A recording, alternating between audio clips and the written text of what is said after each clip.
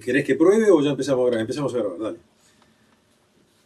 La situación económica en los Estados Unidos y en Europa, por cierto, que nos lleva a estar muy preocupados, si bien dentro de la Argentina hay quienes dicen que esto no es para preocuparnos, hay quienes son todavía tal vez un poco más audaces y dicen esto nos viene bárbaro, pero los capitales se siguen yendo de todas maneras de la Argentina, por más que la presidenta tuvo un triunfo, por cierto, abrumador con las primarias.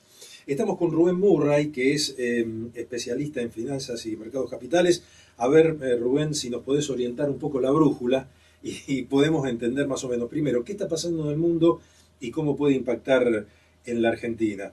¿Se vuelve de una situación como la que están pasando Europa y Estados Unidos o aquí vamos como algunos arriesgan hasta incluso la disolución del euro como moneda? ¿Qué tal, Franco? ¿Cómo le va? ¿Qué tal? Bueno, la situación en el mundo es un tanto compleja, los mercados están muy volátiles desde hace ya más de un mes. Esto arrancó a principios de agosto con el eventual default de Estados Unidos, que terminó no siendo debido al acuerdo que hubo entre demócratas y republicanos. Luego continuó con lo que ya sabemos de la baja en la calificación de riesgo por parte de Standard & Poor's. Hoy la situación es complicada también en Europa. Lo que se teme, tanto para Estados Unidos como para Europa, es una nueva recesión. Y lo que se está tratando es de buscar medidas tendientes a evitar esta nueva caída en recesión. En lo que hace al euro, yo creo que no va a haber una salida del euro. Creo que sería por parte de Europa admitir un fracaso rotundo de la política económica europea. Lo que creo que sí puede haber es, en todo caso, una salida que se tratará que sea lo menos traumática posible de algunos países que están en la periferia, el caso típico Grecia, podría ser también Irlanda, Portugal. Se podría buscar una salida de esos países del euro, tendientes a darle flexibilidad monetaria y que puedan revertir la situación en la que se encuentran hoy, ¿sí?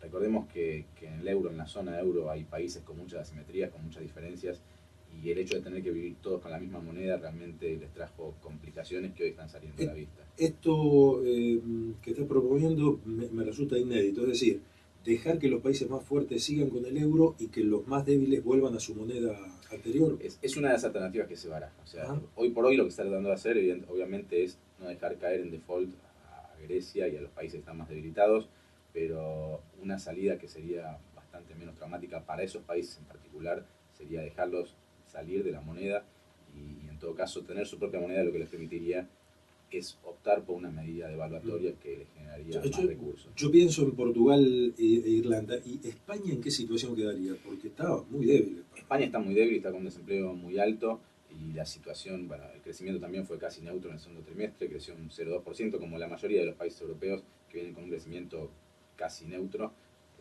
España no creo, los casos de España e Italia no creo que los dejen salir. Si se pensara eventualmente en una salida de los países de la periferia de la zona euro, no creo que sea el caso de España y de Italia, porque son dos países muy grandes, son dos de las potencias, si bien están en situaciones complicadas, son dos de las potencias europeas, con lo cual dejar salir a alguno de estos países tendría efectos mucho más complicados en el mercado. La otra cuestión que pegó muy fuerte es la posibilidad de que Estados Unidos entrara en default. Bueno, toda esa semana que llegó in extremis llegó el Parlamento, además con una lucha política interna de tratar de debilitarlo un poco a Obama. Jugaron un poco a la ruleta rusa, digamos, algunos políticos de Estados Unidos. Sí, o sea, en Estados Unidos hay un problema económico, eso es evidente, hay un déficit fiscal que se arrastra por mucho tiempo, que hizo que Estados Unidos tenga que endeudar. O sea, la ecuación es sencilla, se gasta más de lo que se recauda, esa diferencia que hay, ese déficit que tienen, lo tienen que cubrir o bien bajando el gasto, o bien subiendo los ingresos, o bien tomando deuda. Estados Unidos optó, como la mayoría de los países de Europa, a endeudarse más para poder cubrir ese déficit. El tema es que los niveles de deuda llegaron al tope que el Congreso había autorizado. La situación parlamentaria en Estados Unidos es un poco diferente a la nuestra, pero también, si bien está este problema económico que es el déficit de endeudamiento, hubo también un problema claramente político. No había necesidad de dejar llegar hasta horas del default esta situación. O sea, los republicanos, y en particular la facción dura de los republicanos, que están representadas por el Tea Party, tomaron posturas muy confrontativas y dejaron que esto escale a una situación que no se pensaba. Se podría haber arreglado de una forma mucho menos traumática para todos y se podría, sin esperar hasta el último momento y sin hacer sufrir a todo el mundo con esto de estar a borde del default, ¿no? Escuchaba el otro día a González Fraga, que es el candidato a vicepresidente de Alfonsín, decir que se vienen 12 meses y tal vez 24 meses vitales para entender el rumbo que va a tomar la economía, porque dijo que la locomotora del mundo, que son China, Europa y Japón, obviamente junto con Estados Unidos, parece que tienen que reducir la velocidad, esa locomotora, digamos, ¿no? ¿Cuál es la conexión que hay de China con el resto del mundo?